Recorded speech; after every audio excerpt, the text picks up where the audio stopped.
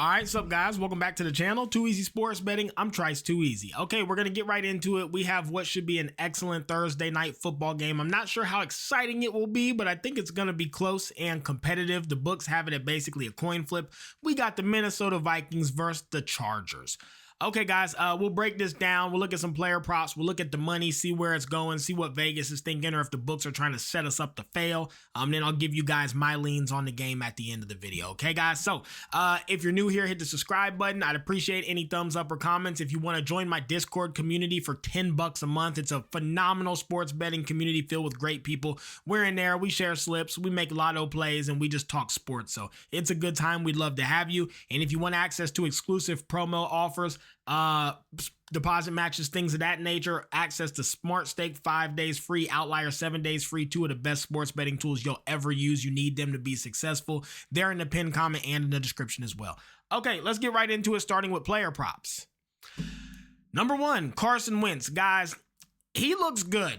You got his guy comes in for JJ, and he threw 350, 236, and 313 his last 3 games. Now, the Chargers have a great defense, and their passing D is pretty locked down, but him and Justin Jefferson right now are just synced very well. And frankly, what got me here is if you can throw for 236 versus the Browns, I think you can probably get 250 versus the Chargers. The Browns defense is next to none in the league currently. So I just think he looks good. Him and Justin Jefferson are locked in, and he just did it versus the Browns. I'm quite sure JJ McCarthy is not playing. Next prop I'm taking a look at, Ladd McConkey, over 55.5 receiving yards. Look, he's looked good his last 2. He finally got a 100-yard game. Then he got 67 versus the Colts. Now he's coming in versus the Vikings, and their defense is pretty locked down. But, I mean, 55 is just a very low number, and the Chargers do have one of the best passing attacks in all of football. So I think that he'll be able to get at least a few decent catches and get some yak and pass this line. So these are a couple players that I would at least consider betting. As you guys know, I don't bet the props. I only do the spread, the straight, the over, under, whatever. But I would at least consider looking his way if you are betting props. Okay, guys, no lottos or touchdowns or anything like that. Let's take a look at what the money's doing and where everybody's betting. So, as you guys can see here, pretty much everybody, and I mean everybody, is on the Chargers. If you're betting this, you're not taking the money line. You're probably taking the spread.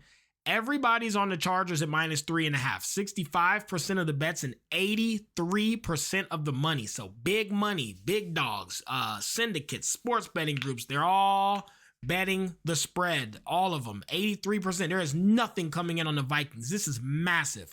Now, if you take a look at the over-under, 80% of bets on the over, 67% of the money is on the over. So there's massive amounts of money on the over and massive amounts of bets. And then everybody's pretty much betting the Chargers. So let's take a look at the charts. And going off of this, the Chargers should be getting murdered downwards. It should be going 4.5, 5.5, 6.5. It should be getting worse to bet them, clearly. And then the over chart should be going down as well. So we should see 2 charts both getting killed down due to how the money's coming in. So if you look at the spread, this is very strange. Very, very strange. Bookmakers getting pushed up. Circa staying flat at 105. Pinnacle was at +102 and now it's at +103. These lines aren't moving. Guys, we have 82% of the money on the spread. This chart should be getting murdered. This should be minus 105, -110, -120, -130. How the fuck is this staying stale with 82% of the money on the Chargers to cover the spread? That's a red flag, bitch. That's a red flag. Cautious here. This is very strange. And just be cautious. This is strange. This should be going down and it's not, okay?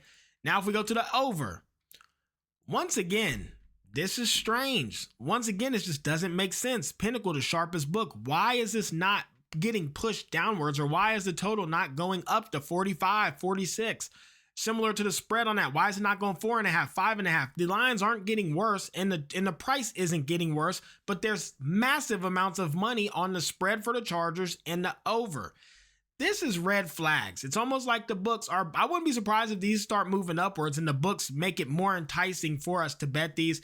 I think the books think they got the public hooked, and I think they're setting it up for Vegas to clean up. They want you betting this. They want you betting the under. They want you betting the over, and they want you betting the Chargers. That's what these charts tell me, in my opinion, from years of looking at these things. That's just how I see it. Do with that information as you will. Let's go ahead and get into the game and break it down. So, Vikings at the Chargers. You got the Vikings on the road traveling to see the Chargers. Chargers laying 3.5. A standard at home spread is 3 points, so you got that 0.5 there. Total at 44.5. Money line's got a bit better for the Chargers. That's also weird. You can get like a 165 now with all the money going on the Chargers. That's a red flag. Anyways, if we look at the injuries, Vikings are beat to death. JJ McCarthy, he's been out. Right tackle Brian O'Neill is out. Left guard Donovan Jackson's out. Center Michael Juergens is out. Outside linebacker Andrew Van Ginkel is out. These guys are riddled and beat to hell and back. And for the Chargers, not a major injury in sight. How these teams stack up against each other? Relatively even in the passing and the rushing comparisons, like rushing offense 20, rushing D 19th, rushing offense 16th for the Chargers, 18th defense for the Vikings. All these are relatively even, guys.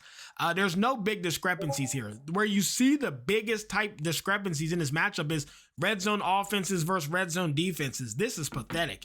You have the 20th red zone offense versus the 7th red zone defense. You have the 31st red zone offense versus the 4th red zone defense.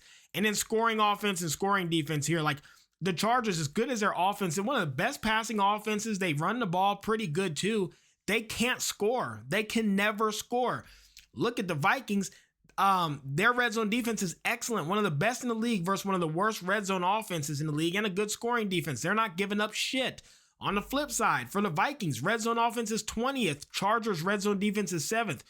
Two teams who have some explosive players who can move the ball quite well. They can get down the field sometimes, but these are two elite defenses, two of the better defenses in all of football, and two of the best red zone defenses there are, period.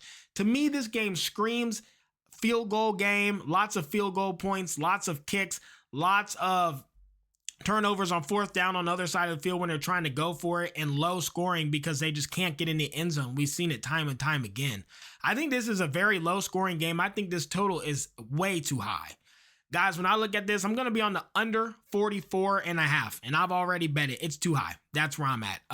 Weather will not be a factor. This is going to be domed up. Under 44.5 for me. You guys let me know what you think, and frankly, if I were picking a side, I would probably bet the Chargers, but not at 3.5. It'd have to be a 3 because I think that 0.5 hook is definitely in play here. Vikings are just too beat up with injuries. But yeah, I don't think it's worth picking a side. Just give me the under 44.5. Let me know what you guys are doing. Thanks for watching. And NBA will be out today, and hockey will be out today as well. So good luck. Get a bag. Crack these folks.